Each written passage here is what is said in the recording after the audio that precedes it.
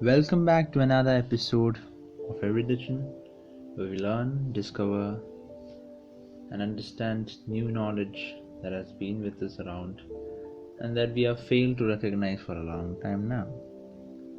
For the past two episodes, we have been actually going through about necromancy. It's actually a very vast subject, and I had actually told you that we would be going on to the religious perspective. But as it is a very sensitive issue that I need to pay very much attention while speaking on, I would like to actually give it a wide and thorough study before I actually speak about the religious aspects of necromancy. But as of for today, let us divert our topic a little bit, something quite related away, at the same time something that stands out different. So the other day I was actually reading the book The Alchemist, and actually I wanted to reread it. Actually, I had read it a couple of times before, and I actually wanted to reread it, and I just asked my friend, why should I read it? I hadn't told that I have read it before. I just asked why I should read it. My friend had actually forgotten most of the things that was read because it was quite a long time already. But then I was given the answer that it's a book that I should really read. And yes, indeed, I too felt like that. The Alchemist is a book that I should really read. Not just me, everyone. Because it's a simple tale, but it has a lot of in-depth meaning that is there down behind. And to understand it, we need something beyond an understanding that we have right now. So I quite remember the first time that I read The Alchemist, my mind was full. I was having a contented feeling of reading a book, which I rarely get.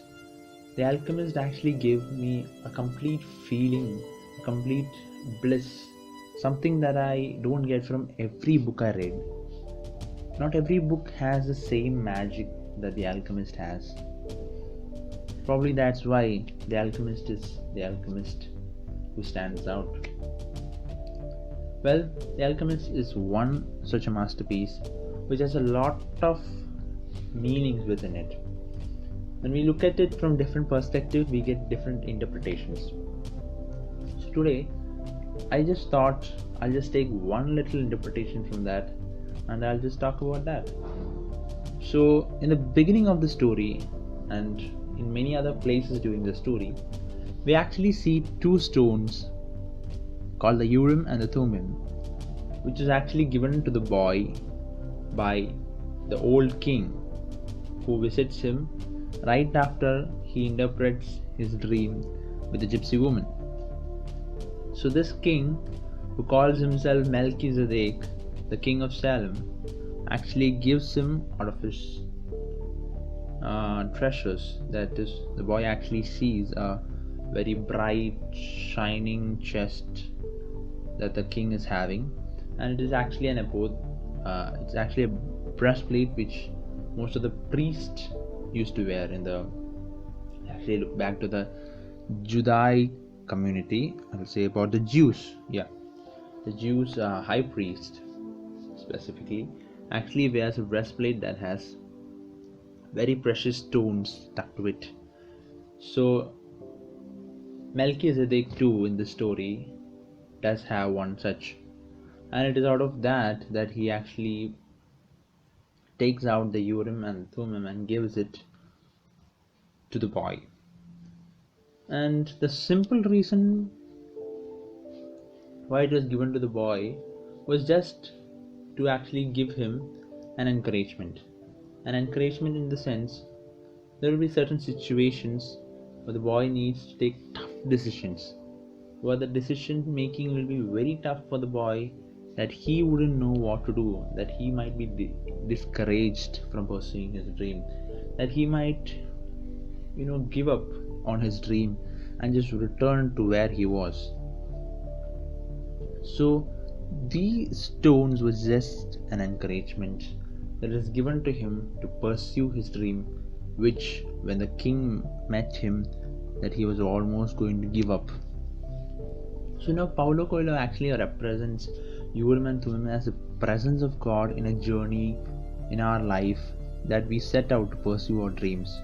What the boy recorded was just the stones which would actually keep him going, make for him tough decisions, and above all, these stones were given by Melchizedek.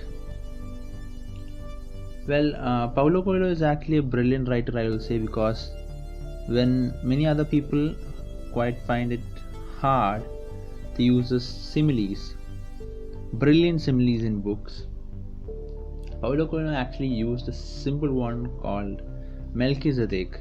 Because if you actually know about, I'll just tell for the unversed, Melchizedek is actually a perfect simile for God, and as because he is a person with no origins, of no lineage, no former